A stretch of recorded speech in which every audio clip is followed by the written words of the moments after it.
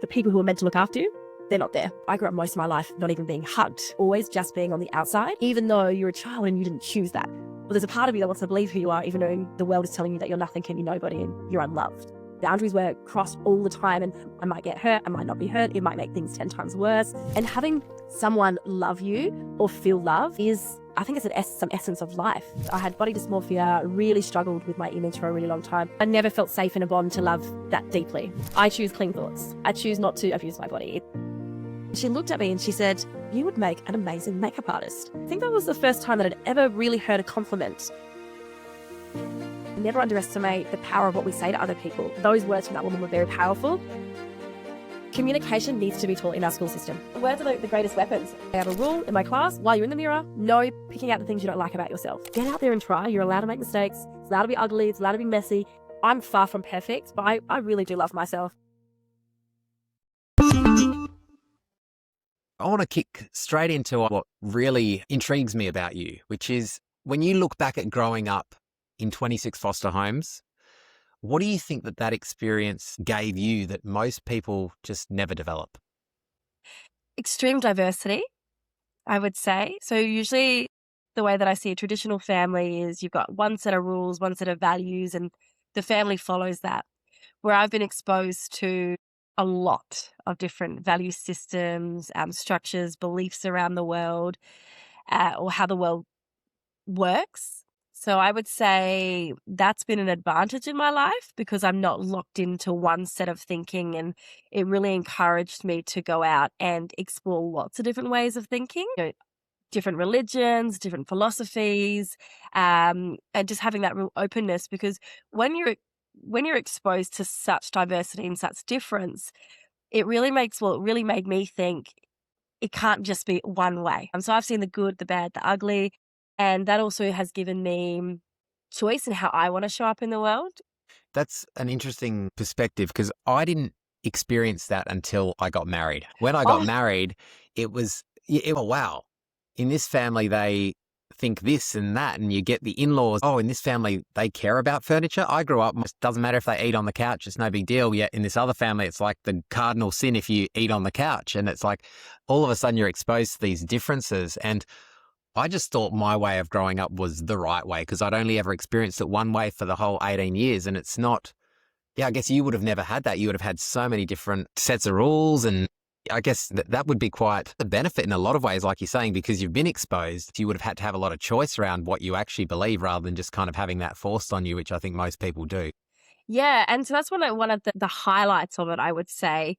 And adaptability. So sometimes my safety would really rely on me being able to quickly read a room or read an environment and adjust. Not always great because there's a lot of masking, and the work that I do helps to uncover that or stop doing that. But yeah, it's got its pros and its cons. But the diversity, the way that I think, the ability to accept people, like a lot of times once people have had a conversation with me, they're like, I don't feel judged. I feel very welcomed. I think that's because I can really understand and see different parts. And that's what I think, if people were able to move through life a little bit more open, a little less holding on to everything they believe being right, would open up a lot more opportunity for them as well. How did you maneuver through that? Like, how did you start to accept the different worldviews? So it's happened twice. I've been married twice. And my first wife, we were actually probably a lot more aligned in a lot of ways. Her family tended to have a little bit more of how do I put this nicely? Almost like a criminal element to it. As in there was certain behaviors that were not as frowned upon. Things like drug use wasn't seen as no big deal. And, some of who they would hang out with, they were in trouble with the law and that sort of stuff. So for me, that was quite confronting because I'd never really had that in my immediate family. Yeah. So that was like this different side of the world. Then with my second wife, it was probably the opposite. Hers was about as clean cut as you can get, and everything was, like a display home. I think there is a level of non-judgment you do. And when you love someone, it is very difficult to let go of your own beliefs because it is just kind of, the way I think is right. And you've got this silly little weird way that your world works. But I do find that over time, it's kind of you embrace aspects of them and they embrace aspects of you, and you come together and find this nice little middle ground. And I've found that with each partner that I've had, as you've had those experiences, I think I've taken some amazing lessons from them in the way they live. And I think I've shedded a lot of the useless beliefs from my childhood. Yeah, do you know, I love that you shared that because when we look at relationships, they can give us so much. And this is why except for like one ex, I try not to hold any grudges. I always look at the relationship. I say exes, but it could be friendships. And I go, what did that relationship give me? What did it teach me? And I really practice going, okay, I value and appreciate them for that situation. I think that's a really powerful approach to have as well when it comes to relationships and letting go and those types of things. It's something I feel quite passionate about actually. Because you hear so many stories, people go like this person and that. It's like, well, you're just looking at it from one side, from your worldview, but you could open up so much more. This is where that non-judgment comes in, that acceptance, that love. Love's one of my favorite words. Yeah, I love that. And I agree completely. Every relationship, every friendship, every interaction, I tend to find, especially the ones where it doesn't end the way you meant to, there's that lesson that you take from it. There's that something that's Mm. there. Now, the question I want to ask you is, what is it about that one ex that you won't let the grudge for? It's actually not true. I retract that statement. I just know there's a little bit more forgiveness work that could be done. So I do retract that statement. That's the father of my son. You know, doing all the parental responsibility. So that's probably what it is. But Yeah. yeah, yeah. Look, I'm down the track there. When I say down the track, my daughter's just turned 18. Oh, wow. Yeah. It's amazing how the woman who I fell in love with, who was just my absolute everything at one point, became literally the incarnation of the devil in my eyes and couldn't have been the most worst person in the universe. And then now we've gotten to a place where I've actually got back to a state where everything's just okay. And Yeah. it's amazing how that can happen in relationships. And look, it was not easy, that's for sure. But you got to do it Well, for your kids. I think you do, and I think it is a balance, and it can be a bit of a wave as well. Um, it kind of leads me into the topic of boundaries in relationships as well, Yeah. because I found myself giving so much to people in that situation that were just sort of taking advantage, and so it was a real lesson for me in boundaries because I thought, oh, you know, they're families, you know, technically family for my son, so just finding that balance. Yeah, that's been a really interesting roller coaster, and I know I'm not alone in that. Yeah. Yeah. Boundaries is something I feel it's a bit late to learn it, but I feel like I only learned it 2 years ago. Like, I Okay, feel like no, the that's majority of right. my adult life, I've struggled with boundaries, certainly in relationships. And once I realized how important boundaries were in actually having them, it's not even necessarily about having them, it's about communicating them. Because once the Yes. other person has actually been told what that boundary is, then if they cross it, you then have the choice to follow through or not. But if you never communicate the boundary when they cross it, you actually have no leg to stand on because you never communicated. If you do this, this is the consequence. So a lot of the time I was putting these boundaries in place in my head and never saying anything to the person. And then I was being pissed off when they crossed a boundary that was never actually Oh, communicated. And that was the huge clicking point for me was, oh shit, if I just tell them, I have a problem with this, I'm putting a boundary in place. If this happens, this is a consequence. It's up to you. I think I love this, and I was literally talking about this today around communication. Communication needs to be taught in our school system. A Yeah. lot of problems could be solved through helpful, like, effective communication. And on the topic of boundaries, like I'm sort of polar opposite. Like in my life growing up, it was always reporting to a social worker or reporting to a carer who had something to hide. So boundaries, or maybe not, you know, boundaries were crossed all the time. And I wasn't allowed to have a voice, or I was taught that if I share that, I might get hurt, I might not be hurt, it might make things 10 times worse. So my relationship with boundaries is ever growing. And I think that's will continue as my life changes, my leadership changes, my responsibilities. But yeah, I'm still in a work in progress. But communication is something I've spent a lot of time working on. Skills, you know, from doing NLP to one thing that actually really helps with communication is getting in front of the camera.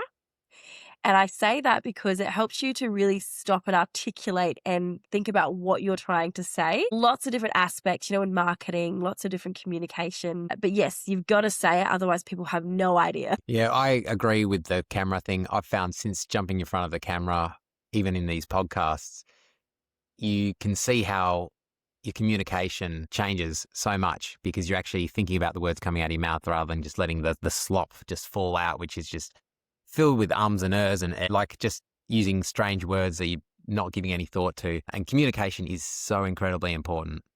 Yes, yes. And so I've worked with a lot of entrepreneurs and business owners, coaching them in front of the camera and the ums and the ers. It's so interesting to watch people begin with that and then realize what's happening and then slowly phase that out.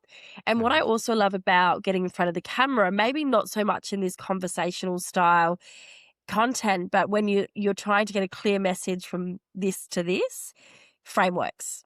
When you're creating a video, you do frameworks. So it's usually like a hook. You want to get people's attention. Then you want to go into a bit of a summary to explain what you'll be talking about. Then you go into about 3 points and then you close it. Because sometimes we just vomit all of our stuff and people can't retain it. So I love the process of frameworks. Sometimes I think I speak too direct. So like practicing more fluid conversations. Good pendulum swing with anything. It's going to swing one way, it's going to swing back, and then it's going to swing sort of into that middle. So, yeah. Well, I learned about frameworks through doing Toastmasters. So I did that for a long time. And they do a thing called a table topic. So a table topic is where they will give you, here's a random topic, now talk about it for 90 seconds. And they just ask you a random question. And the goal is to do a 90-second talk on that topic. But the framework they usually do is, you want to start with a intro, then do your sort of main 3 points, and then finish off with a conclusion and just quickly put that together off the cuff in a short amount of time. And once you start thinking about things in that way, it's almost like the way that you approach things has a lot more structure to it than just, I'm just going to ramble about this until 90 seconds is over. And it makes everything so much easier to think about when you just quickly put it into a easy to digest framework. I grew up with a pretty stable childhood. I'm wondering, what do you think that people like myself who had a fairly stable, one family, what do you think we misunderstand about kids who have grown up in a chaotic environment like yourself? This is an incredible question. I have never been asked this question. I love that. Let me process that. Okay.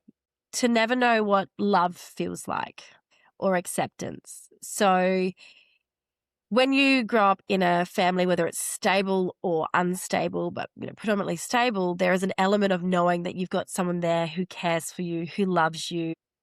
That is so important and so essential. So growing up the way that I did and a lot of other children do is not knowing what love is, if you've loved, if you're cared for. It doesn't exist. So I grew up most of my life not even being hugged. And now as a mother myself, I can't imagine a child not being hugged or not feeling loved. And having someone love you or feel love is, I think it's some essence of life there. So I think that's probably why I love love. Right? It's one of my key philosophies across all my work. Is a touch, a sprinkle of love. But yeah, I think that's what it is. You just don't know your place. Like it's confusing. And I'm going to go on a little bit further. It's not singular. That comes from the other parents. So you always feel left out because no one really wants their child to play with the underprivileged child or the child that's going through chaos or drama. So it's judgment from the children, it's judgment from the parents, and it's always just being on the outside, even though you're a child and you didn't choose that.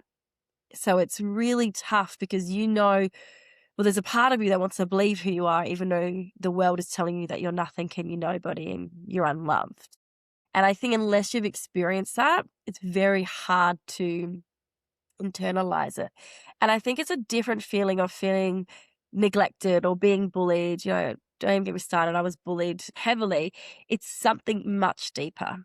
You're rejected by your own parents or they don't. So I don't know my father at all, just for some context, but then they're not able to even get their life together and those types of stuff. So the people who are meant to look after you, they're not there. So what that communicates at that deep, deep level is pretty heavy. Yeah. I can't even imagine that. So look at my childhood and I feel like I felt incredibly loved. I'm very blessed like that. And I look at my mum and my mum especially, like obviously my dad loves me, but there was a real love from my mum that I felt that even in my adulthood, when I look at relationships, what I'm seeking in a lot of ways is I want someone to love me unconditionally the way my mum loved me. So to have never experienced that as a kid, like it breaks my heart. Like it really does. Aw. The idea of like, because yeah, that to me is the essence of life. Like you said, that love, and I felt that with my own kids. I Yeah. felt that in relationship. I felt that with my family. So to just think of a young child who hasn't experienced that is, yeah, it's soul destroying, really. So, like, how did, like, at what point did you first experience that then? It's interesting. So I'm so grateful. Being a mother is my greatest joy. I love my son so much. He showed me what love is. And every day it's so joyful. And I got to understand what it was. But it wasn't until a couple of years ago, maybe met someone who, you have those temporary flings that are just beautiful, and they showed me what love was. So I would say the first time I felt it, to understand what it would be to have a mother's love or family love, was in giving that to my son, because then I got to feel that essence. I got to feel what it was to love so unconditionally, because Mm, I never felt safe in a bond to love that deeply, as you would know with your yeah. child. So greatest joy. And I think that really opened up my heart and my capacity to love and to let someone love me. And so now I have really strong boundaries. I know what unconditional love feels like. And yeah. Yeah. And then I think about self-love. I'm far from perfect, but I really do love myself. I love who I've become. So I think there's a little bit of just learning to love myself Right. without that external validation. I think that Yeah. will always go like this, though. Yeah. Well, the self-love's another thing that I feel I've learned it later in life, but when you do get to that point of actually looking at yourself and liking who you are and loving who you are, there is something that's magic that happens. And I think a lot of the time you start to really care for yourself and start to treat your body and to treat yourself and to value your time and all these essential things that we should be doing from day one. But a lot of Mm, us go through decades of abusing our body and thinking that we're not worthy. And then you get to this point and you just realize, what am I doing? And yeah, yeah. you actually, if would you do this to your child? Would you do this to something else that you love? And it's like you don't. You treat your body like it's this rental car that that you don't care about. Yes. Yeah. Yes. I I agree with this, and that's something I've struggled with over the years. It's something that I see a lot of the women that I work with do as well. And I think I really want to lean in on this, because it took me a while to understand, like, self-love versus like being up yourself or that type of thing, in less way better way of Yeah. saying it. Yeah. Self-love is self-care. It's I choose clean thoughts. I choose cleaner food, balance things. I choose not to abuse my body. It's not necessarily I think I'm that in a Mm, bit. And so I think that's where just having that deeper conversation around what that actually is. It took me a while to mm, understand. When I was 23, 24, just after I had my son, I got into stoicism, and that's all about discipline. It's about not overindulging. And I loved it. That became a big measure for my life. Now, I always trained at the gym, but my fitness became my meditation. And so to me, those small micro moments in the day, that is act of self-love. And that's what builds it over time. Now, I couldn't articulate that back then, so I can now. But to me, that's self-love, is self-care. It's micro investments in yourself again and again until you really feel that, which is why I resonate with what you just shared, the, mm, abuse or not treating your body right. Because yeah. sometimes people look at, getting up early and training or doing X, Y, and Z as discipline. And then that's like, what relationship do you Mm. have with the word discipline? Because to me, discipline is just practice. Yeah. I think when, like you said, it's like instead of framing it as discipline, if you can Mm. view it as self-love, getting up and going for a run is a loving act. It's something that Yes. you're doing out of care. And I mean, my experience Yes. Yes. now of eating healthy, of going to the gym, it doesn't take effort. I actually feel grateful when I'm doing those things, and I feel shit if I don't. And Didn't I you like I recently do the, what do you call it, the fasting? yeah, I'm actually still doing that. So I've Wow. I've been doing a extreme form of fasting, which I don't think my doctor and my PT definitely don't agree. So I'm actually doing 5 days of fasting per week. So I'm Wow. not eating from Sunday night to Friday night. So I only drink water for 5 days a week, and then I just eat for 2 days. 12 weeks is my goal. I'm 8.5 weeks in. Wow. And so has that felt hard, or is that the part that's felt like self-love because it's something you've chosen to do in a process that feels aligned for you, not necessarily what everyone else is saying? Yeah, look, it actually has felt incredibly good, and I feel like I'm honoring myself in doing it, despite what other people are saying. And what's interesting is my energy levels are better than they've ever been. I feel more alive. I feel great, and I feel the worst on the weekends when I'm eating. Yet Yes. this period of fasting just feels so amazingly good. So I don't know what things look like on the other end of it yet, but I really have been enjoying it. And I want to find a nice balance where I can have that, but, probably not to that same extremity.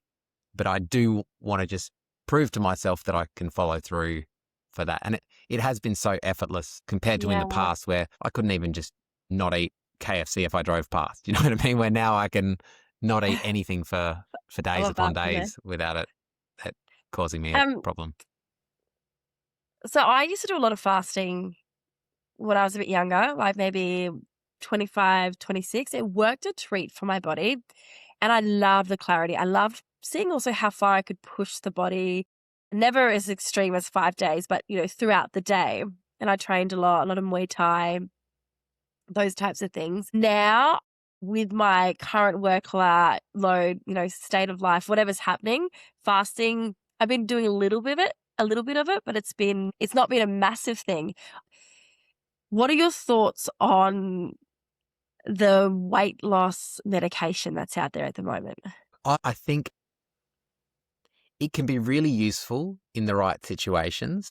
Like even with myself, I had a gastric sleeve when I got up to 138 kilos. So I got to a point where it really was endangering my health if I look at it.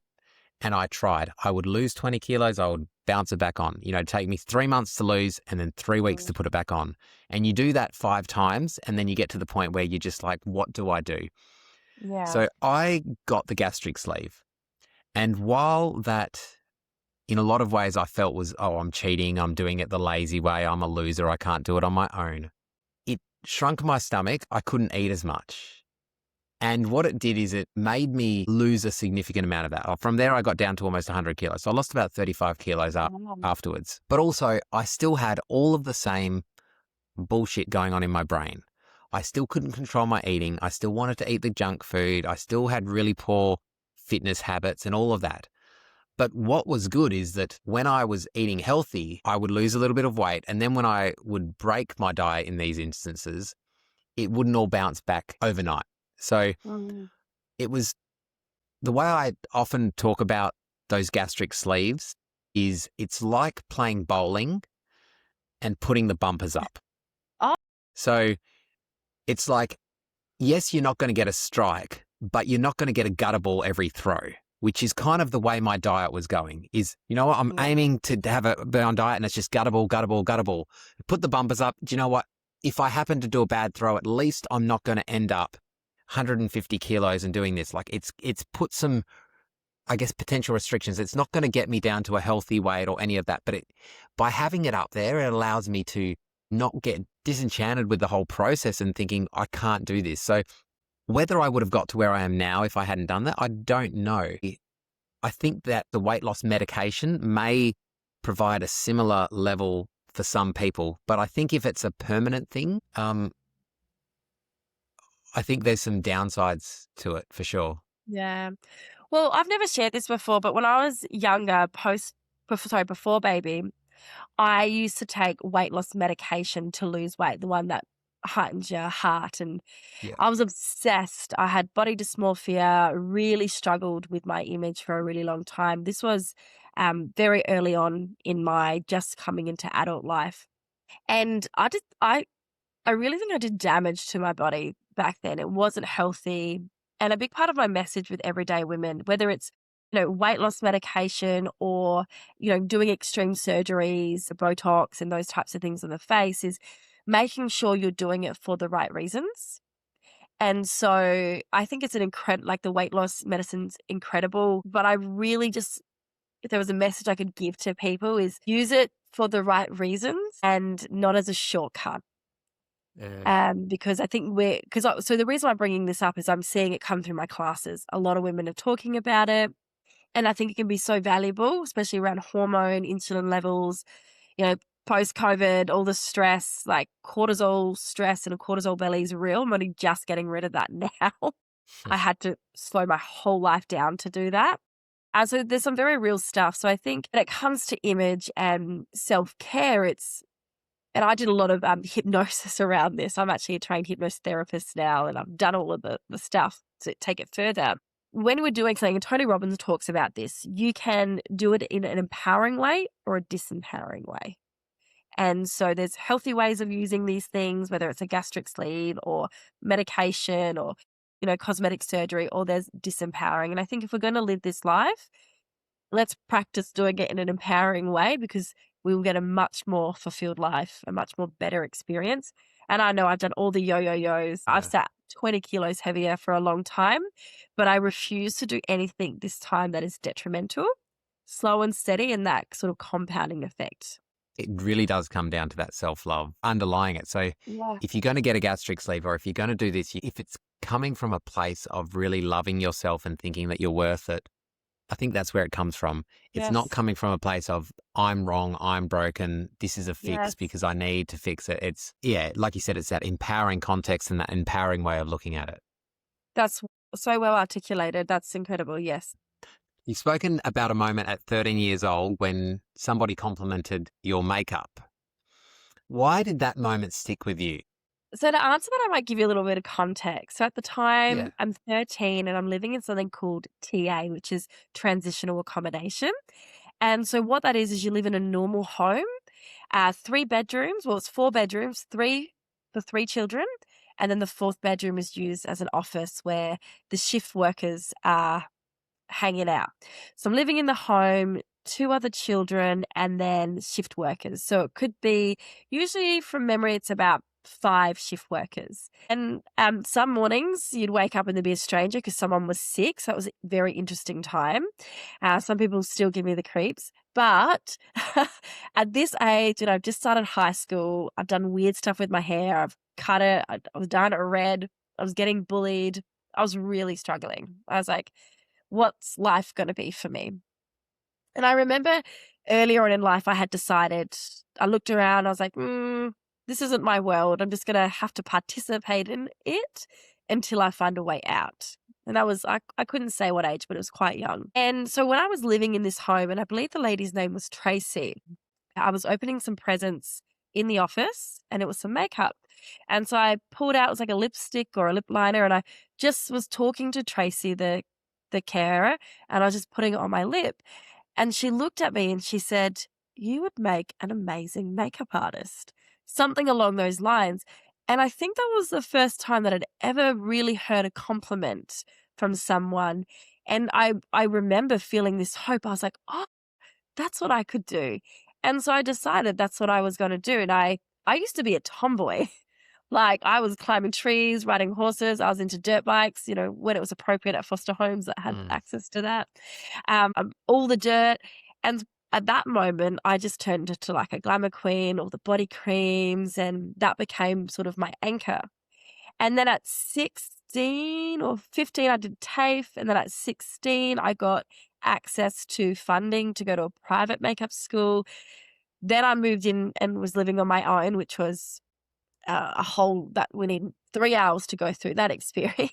But yeah, so that was the moment that I made a decision to become a makeup artist. And I will just lean in. When I was 16, I was living on my own. And I remember I had like these blue couches, this blue rug, and I was just sitting in this creepy old house that I lived in. And I was drawing out my makeup line, which is, officially launching this year. It's been in beta and all of that. So from that one comment, and so this is where never underestimate the power of what we say to other people. When you see something good in someone, don't let your envy or your jealousy get in the way. Acknowledge that person, because you never know what they're experiencing. But those words from that woman were very powerful. And she also, I felt cared for by that lady as well. She sewed my Teddy's head back on, my Teddy's ears back on. So her opinion did matter to me as well. Yeah. Yeah, you really push on I think a really important point there about just how much people underestimate the power of encouragement. Yes. Like, if you think of, if that one woman didn't say those words to you, how different your life could be. Yeah. The ability to completely shift someone's world just by giving them a pat on the back and saying good job, or wow, you look great, or those small little bits of encouragement just. Yeah, and I've had the same thing in my life where it's those those unassuming mentors who you look back years later and you think, yeah, there was that teacher at school, or there was that person who they didn't have to, but they went that little bit extra to just, make you feel important. Yes, I live for this. I absolutely live for this. And you're bringing back so many memories of this conversation, so I might have to go write some of those down. But there's a saying, what is it? Sticks and stones may break my bones, but words can never hurt me. But that's not true. Words are the greatest weapon. So the words that we speak to ourselves and to others have the biggest impact. But I would prefer you break my bone. Not really. Please, no one break my bone. Just saying, don't break them. What are your thoughts? Yeah, I've always found that the most painful experiences I've ever had have been to do with words. Yes. It's not, I would take physical pain over Now, I do believe a big part of it is the words. The words are then interpreted by our brains, and then it's how we interpret the words that does all the damage. If I think of a lot of it, it's what we make it mean about ourselves. It's so impactful. It's those wounds like, I'm not enough, or I'm not good enough, or I'll never be enough. It's like someone's little comment triggers off that little brain pattern that then goes off and you kind of almost beat yourself up or abuse yourself in a lot of ways. But it's often the words that trigger off those harmful beliefs, I think, a lot of the time. Yeah, and that's a practice skill, to not let them and to really break that down. But I think as individuals, we do have a responsibility, but we also can choose our words to be empowering. So in my makeup masterclasses, I have a rule during my class, because we're doing extended time in front of the mirror. I say, look, I know it's, common and normal to do this amongst friends. Sometimes I don't even say that. I just say I have a rule in my class. While you're in the mirror, no picking out the things you don't like about yourself. Because if you tell yourself, I have wonky eyes, or I'm ugly, or I'm fat, every single day, that private conversation, that's how you start to see your reality. And so I start to encourage people to go, oh, I have beautiful eyes, or I have nice cheekbones, and to point out the things that they like. And that's really, really powerful. And then the practice becomes doing that for other people. So I was doing a class the other day, and during the class, I had one girl who just wasn't following the rules. And so I am certified NLP practitioner. So I had a little private side conversation with her and just fed her with some empowerment, some beautiful words. And I could see a shift in her. And it wasn't that, I think she didn't realize, I don't think anyone gave her permission to even validate herself. And so words that we speak out loud and to ourselves and to others are like, this is where communication comes into it, right? Our most powerful tool. Think of all the relationship breakdowns, all of the unsaid conversations that could have, once again, like my story, had a completely different trajectory. So, whoever is listening to this, you'd also have them consider what relationships or what conversations have they not had that if they just start having them could change everything, and then spread that message. There's so many things that we will think to ourselves, but then never really let come out of our mouth because we're worried what the other person's going to think. I know for me, anytime anything felt selfish or if it felt arrogant, I wouldn't let it come out of my mouth. Even if that was never where it was coming from or intended, I was so worried about what they would think that I would just hold off. It's like, if someone looked great, I wouldn't tell them that because, they're going to think I'm, weird or they're going to think I'm hitting on them. Is just so mind-boggling now because I don't view the world that way, but it ran me like that for years. And a lot of people experience that. That's why acknowledging that inner voice and going, hang on, is this truth? And I think the more it's brought up, the more it's talked about, the more it's normalized, people then have permission to say, I can choose a different way. And like anything, I say no comfort zones, practice. And so I want to share a story because it makes me remember this. So do you remember Cohen Ray? He recently died, but he was quite big in the entrepreneur space. I went to one of his events and I was like, I wonder, because when you're young and you're just testing your boundaries and what can you do and you're a bit more open, I guess. But I was like, I wonder if I could get him to talk to me, right? If I could just get his attention and get him to talk to me. And so a series of events occurred where I ended up in the front of the room, first person out, people tried to push in. He's like, no, I'm going to do a photo. I'm going to talk to this lady first. A moment I was like, I should have asked him for a drink. And I was like, I didn't do it. So then later that evening, I went to one of the hotels with a girlfriend. We got a hot chocolate, super civil stuff. And then I saw Kerwin Ray with these ladies pitching a hairbrush down an alleyway here in Adelaide. And I was like, oh my God, I've got a second chance to do what I was scared to do. Because I went with an intention. I want to have a conversation. I want to talk about my business. I want to learn, right? And there was a moment where I was like, if I interrupt, they're going to think that I'm being rude. And so I'm having this internal dialogue, walking back and forward. Should I do it? Shouldn't I do it? And then I was like, you know what? I'm just going to do it.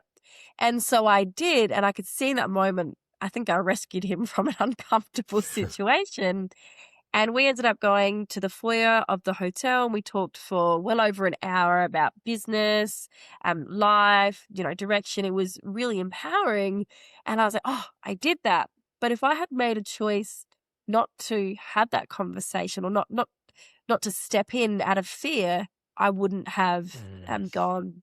I wouldn't have got that. Another thing that's helped me is I used to do door knocking sales, selling roller shutters in credit cards. So I'd have to go up and talk to strangers. So I almost had this practice.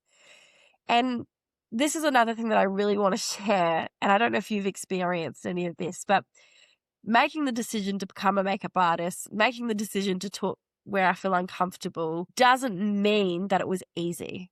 I used to cry when I do my makeup assessments thinking I had done a terrible job. The dialogue that was ruling my world, I look back now, I'm like, holy crap, it's amazing.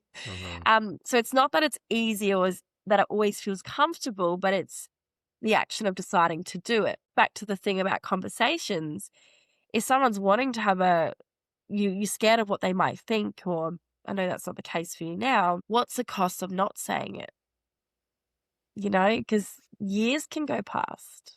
Yeah, no, I've found that the majority of the times when I've had the best nights of my life or the best times have always been when I've stepped outside of that comfort zone and discovered a whole new world. It's like, the adventure doesn't happen in your comfort zone. And it's when you actually make that leap outside. It's like as soon as you're out of your comfort zone, you can actually start to be someone that you're not. Because while you're in your comfort zone, it's like, everybody knows me in this place as this person. I have to act this way. Where I find if you can get far enough out of your comfort zone, you actually start to give yourself permission to explore a little bit further. So, yeah, I've found that it's like once you're around different people and it's like, all right, well, if I'm going to be dancing, well, I might as well sing as well or do something a bit silly or be a little bit more out there. Yeah, so I kind of find it's almost multiplies. So the more you can get out of it, Yes. the more permission you almost have to continue to explore, and it just expands, and it becomes, things become a lot easier once you're out there. Yeah. So I totally agree with this, and it's obviously from lived experience here as well. And there's two things that I want to say to this. A story first. So I used to have a glamour bar in Adelaide City next to the casino, and had some makeup artists who would rent chairs, and they'd come and they'd do a bit of personal development and also, do makeups and all of that. And I remember around Christmas time, I took them into the Rundle Mall, and I got them to sing carols. And they were so uncomfortable, but I wanted to take them to an extreme because part of what we needed to do was to hand out cards in the morning, inviting people in for coffee and makeup. And for some of them, they'd never done anything like that. So taking them in, creating a video, was a lot of fun. And doing the carols in an extreme situation, it then made that feel like a piece of cake. So, you know, practice can be all different kinds of ways to make that feel better. So you don't have to go as hard as I did with them. But anyway, there was something else. Oh, yes. Okay. So when you touch on a really important point around if this is kind of your circle and you're comfortable here, particularly for business owners and entrepreneurs, one of the number one things I see people holding that holds them back on social media is their ability to get past what people will think about them online. Because they're like, oh, well, what if Sally, Mary, whoever will judge me? That rules people. They're like, oh, I can't post this or I can't do that because of what people will think. So many years ago, I shut down my Facebook page and I committed to using these platforms in a way that empowered me and enabled me for the future that I wanted. So I've got my personal brand. And what I used to do is I'd just pick up my phone and start talking about things that were important to me. And I felt the fear every time, every time. Sometimes I still do because you do get comfortable and then you grow again. So if people can move past that, it just opens up so many doors. It's crazy. So for example, I had someone who'd followed me for years. I've known them for about 12 years. And because I'm constantly on socials, that landed me a $12,000 contract. So it's like, do you care what Johnny thinks? Do you want to get uncomfortable and have greater impact? And that $12,000 contract, if we want to talk about great impact, was supporting a company that's helping so many people. It has that domino effect on the world. Yeah, So it's got that I don't know. that ripple effect that happens Ripple, where thank you. when you get out of your comfort zone and you, in the politest way, say get over yourself. Really, Yeah. it allows you to then make the impact well beyond yourself, because the reality is no one really cares that much about what's going on, not as much as you do or I do. And yeah, it does. It allows you to stand on your thoughts, say what you've got to say, be out there and just sort of see what comes from just being expressed in the world. Talking about being expressed, one time, so I'd lost all this weight after baby. I got really fit, but I still had like loose skin on my tummy.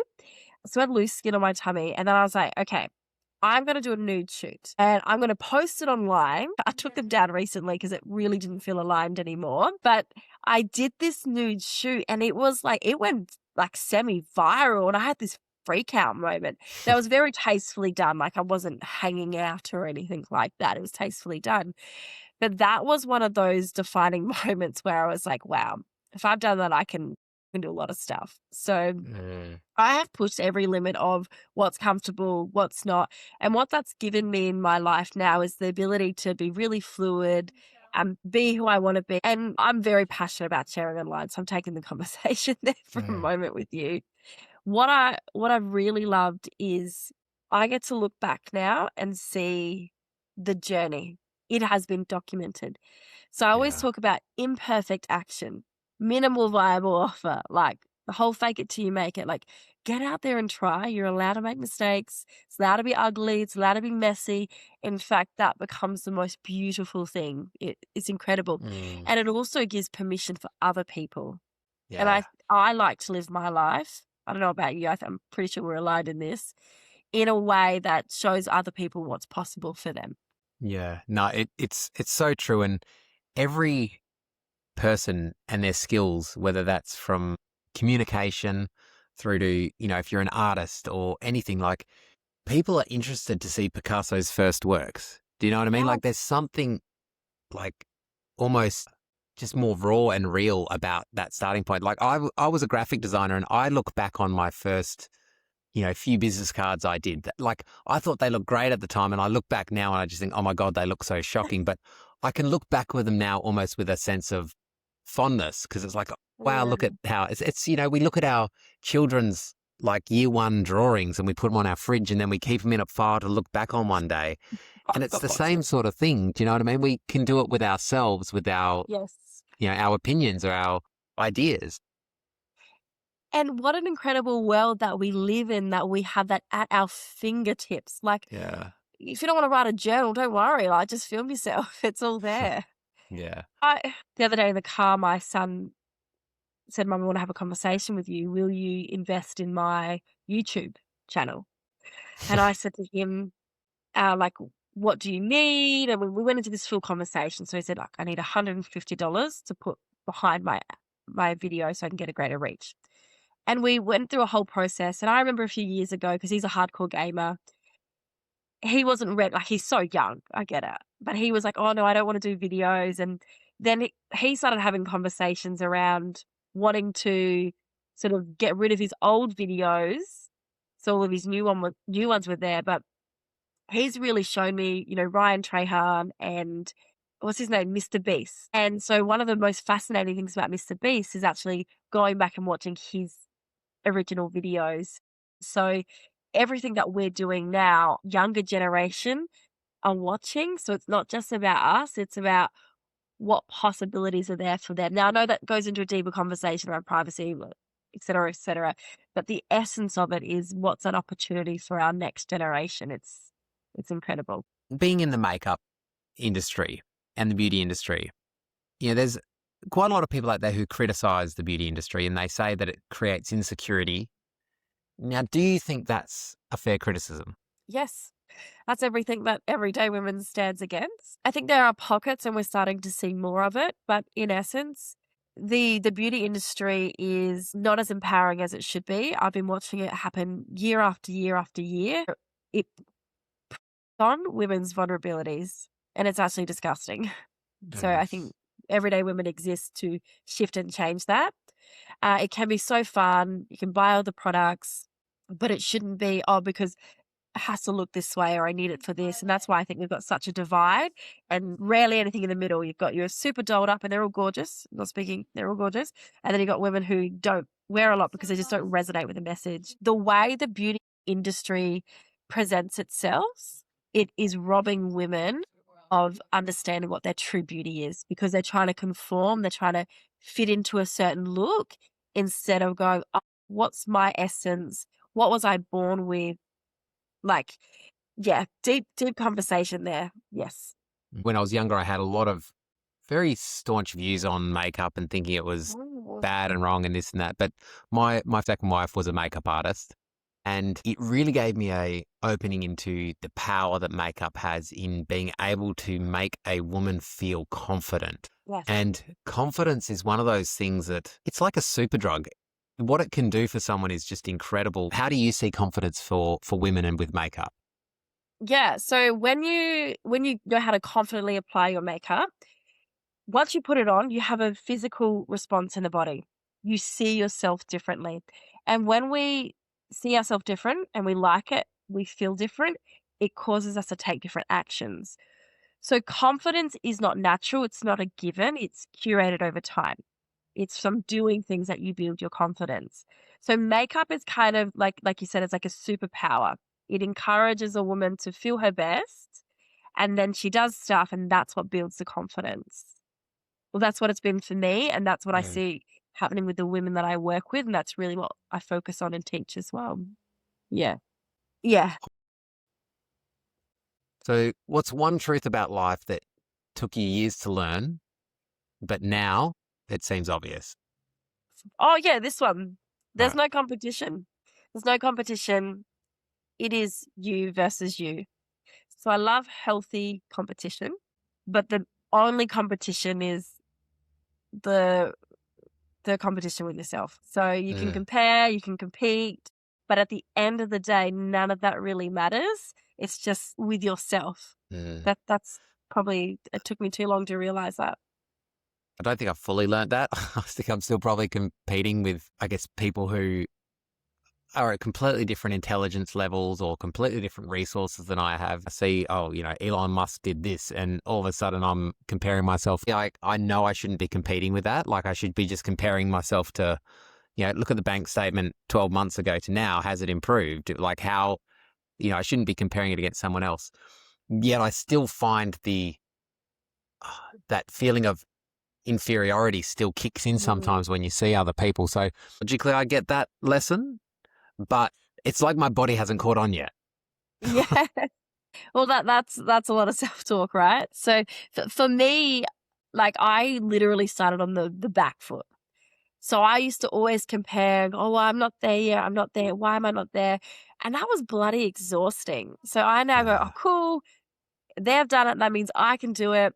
But I'm going to also love and respect my journey, because that's where it's at. And, I've made different choices along my entrepreneur journey, like the decision to, and this is really just starting to hit for me, the decision to be very hands-on with my son. And so if I was, I'm not saying this is the case for you, but if I was stuck in the like, oh, I've got to compare, or I'm trying to reach this person, I don't know, it could have robbed me of those experiences. And obviously it has in the past with other things. So hence I've got the learning there. But yeah, ultimately it's just you. It's your journey. Like, definitely believe in striving. Like, I've got crazy dreams, but it's just competition. Yeah, it's just with myself. No, it's great. All right. If somebody wants to learn a little bit more about you, what you do, maybe get in touch with you, where can they find you? Where should they go? Yeah, thank you. So the best place to find me is just Rebecca Joy Burton on Instagram, my personal account. That will then link to everything. It's the best place to find me. All right, brilliant. Look, it has been so good to talk to you. And yeah, I'm really looking forward to people hearing this conversation. So thanks for joining. Yeah.